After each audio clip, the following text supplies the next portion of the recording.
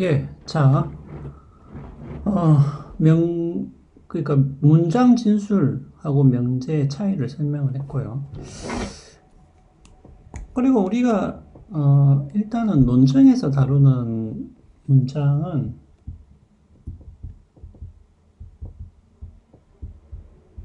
평서문을 다루는데, 주로 이제, 예,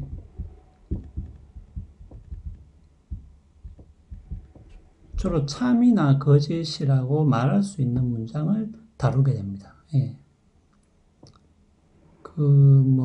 질문이라든지, 의문문이라든지,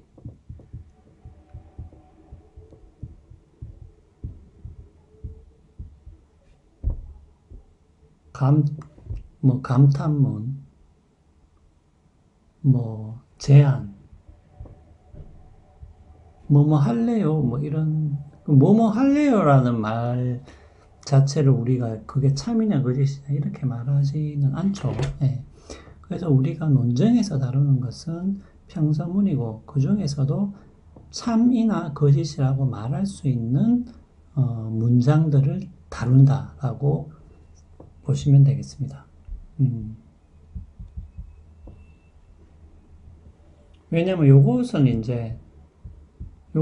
뭐 참이냐 그 문장 자체를 참이냐 거짓이냐라고 할 수가 없죠. 의문문은 밥 먹었습니까? 이렇게 묻는 건데 그 문장 자체가 이제 참이다 거짓이다 이렇게 말하기는 힘들겠죠. 자, 그래서 우리가 논쟁에서 다루는 것은 주로 평서문이고 그리고 참이나 거짓이라고 말할 수 있는 문장을 다룬다 이렇게 보시면 되겠습니다. 자, 그 중에서 평서문에서 가장 좀 단순하고 일반적인 형식은 A는 P다. 이렇게 주어 부분하고 이렇게 수로 부분이 이렇게 나누어진 형태가 조금 가장 이제 일반적인 평서문의 형태가 되겠습니다. 예, 형태가 되는데 요 중에서 요것이 고유 명사면은 주어가 고유 명사면은 이것이 이제 단칭 명제가 되는 것이고요.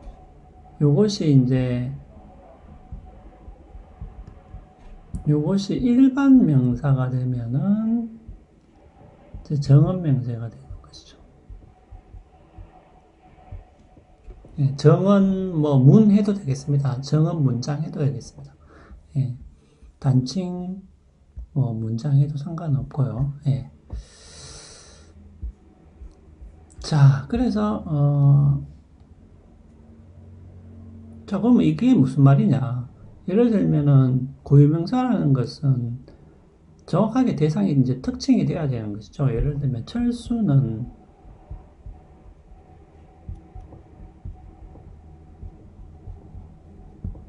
학생이다. 이러면 철수라는 것은 고유명사죠. 예. 정확하게 어떤 대상이 딱 특정되어 있는 명사가 되는 것이고, 이건 이제 단칭 명사가 되는 것이고, 정언 명제가 되려면 요 주어가 이제 일반 명사가 돼야 되겠죠. 예. 가령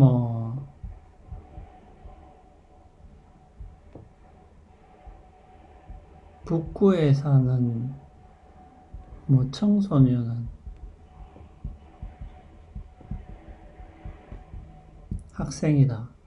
북구에 사는 이건 빼도 상관없겠죠. 청소년 학생이다. 이렇게 했을 때는 정언 명제가 되는 것이죠. 예.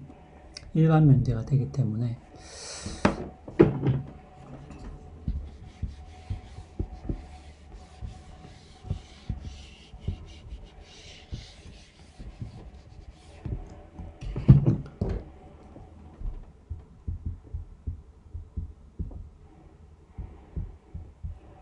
정언 문장이라고 하는 것은 결국은 A는 P다라는 일반적인 형식을 공유하고 있는 것이고, 이것은 주어부와 수로부의 어떤 관계를 기술하는 문장이 되겠죠. 정언 명제라는 것은. 그리고 정언 문장이 되려면 요 A가 이제 1번 명사가 돼야죠. 1번 명사. 예, 고유명사가 되면 안 되고요. 예. 자.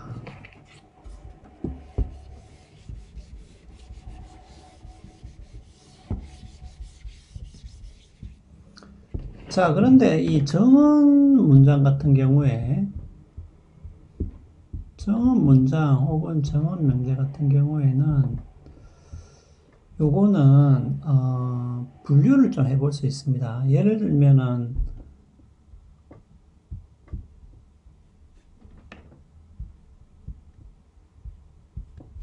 그러니까 이게 뭐 전칭이다 이런 말을 써 이게 특칭이다 이렇게. 그러니까 이거는 이제 전부다 라는 의미가 있는 것이고요. 이거는 이제 부분이죠, 부분. 예. 일부라는 의미가 있는 것이죠. 예. 그 다음에 긍정이 있고 부정이 있죠. 예.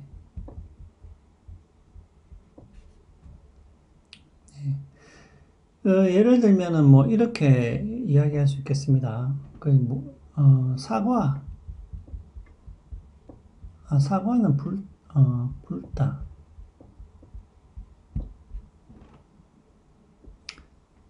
뭐 붉은색이다 해도 상관없습니다. 예, 사과는 붉은색이다. 혹은 사과는 붉다.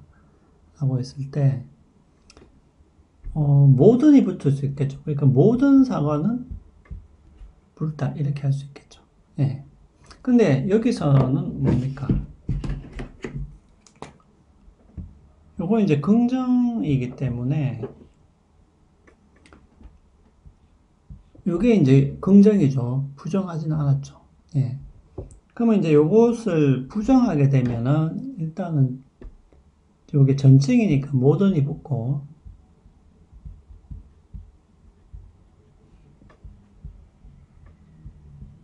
붉지 않다가 돼야 되겠죠. 예. 자, 여기서 여러분들이 요 부정이라는 것은 주로 요 수로를 부정하게 되는 거죠. 예, 요거를 여러분들 헷갈리시면 안 되고. 자, 그 다음에 어떤 거는 뭐 어떤 사과는 불타면 되죠. 예.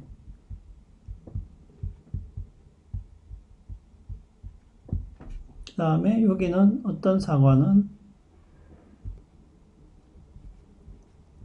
애플은 붉지 않다. 예, 요렇게 수로를 부정해 주시면 되겠습니다. 요거를 부정하시면 되겠습니다. 여기서 부정이라는 것은. 예. 그러니까 여기서 부정이라는 것은 문장을 통째로 부정하라는 것이 아니라 수로를 부정하라는 것이죠. 네, 그래서 정언 문장이라고 했을 때는 이렇게 전칭이냐, 특칭이냐, 그리고 긍정이냐, 부정이냐에 따라서 네 가지 종류로 나눌 수가 있습니다. 예. 그래서 여기서 전칭이라는 것은 결과적으로는 어떻게 돼요? 요 주어에 대한 전칭이 되겠죠. 그죠? 예.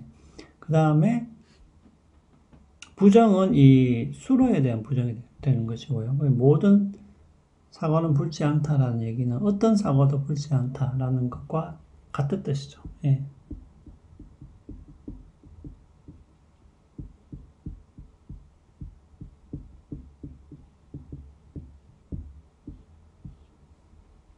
예. 그러니까 사과라는 게 있다면 그것은 어떤 사과라도 붉지 않다라는 그런 의미가 되겠죠. 예. 그 다음에 이거는 어떤 사과는 붉다라는 것은 그냥 뭡니까? 붉은 사과가 한 개 있다라는 거죠. 적어도 하나 있다라는 얘기겠죠. 그 다음에 어떤 사과는 붉지 않다는 것은 붉지 않는 사과가 적어도 하나 있다. 이런 의미가 되겠죠.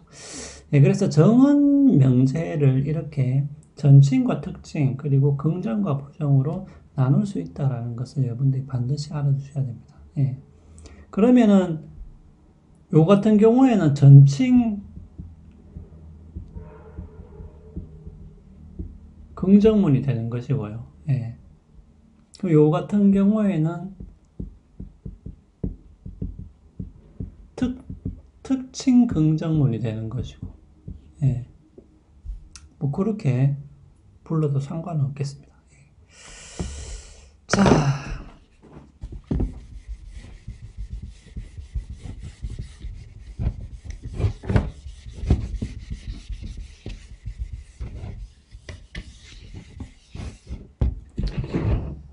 자, 그 다음에 뭡니까? 예, 기호화에 대해서 조금 이야기를 해야 되는데, 이게 이제 우리가 특히 이제 여러분들이 논리학이나 아니면은 논리학 편적 사고 과목을 들으면은 이 정언 문장 얘기가 나오고 그 다음에 이제 문장의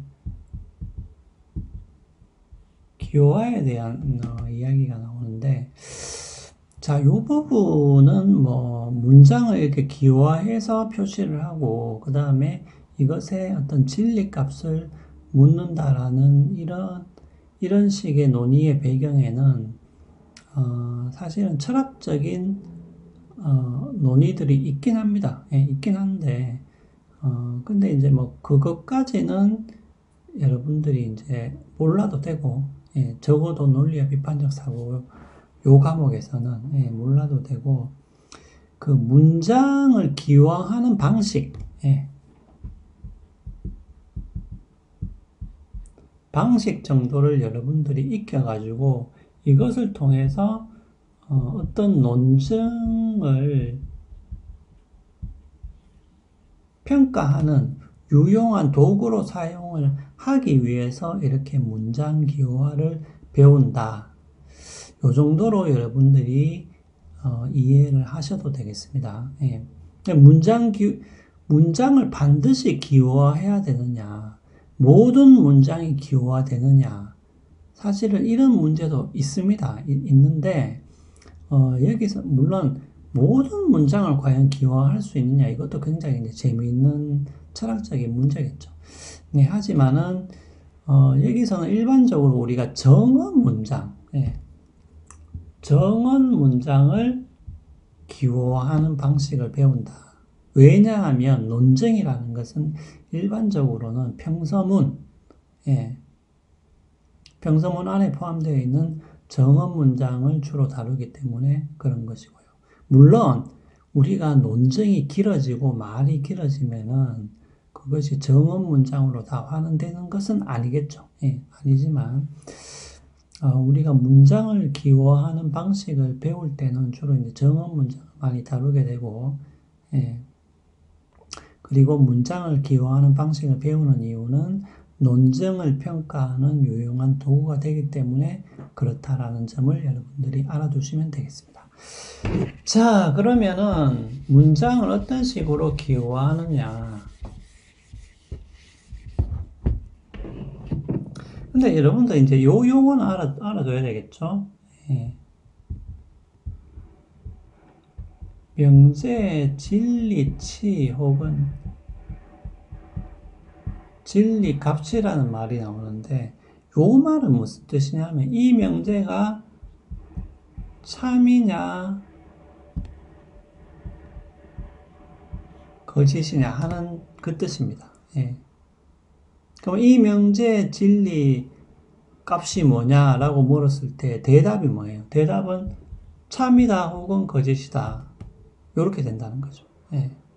그래서 명제의 진리치, 명제의 진리 값이라는 말은 무슨 대단한 의미가 있는 것은 아니고요. 예. 참이냐 거짓이냐, 예. 그것을 묻는 거죠.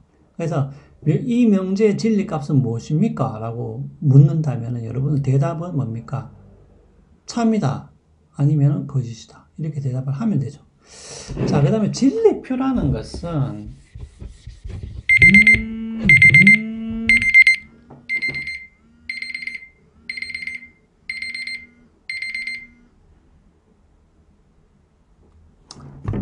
자, 진리표라는 것은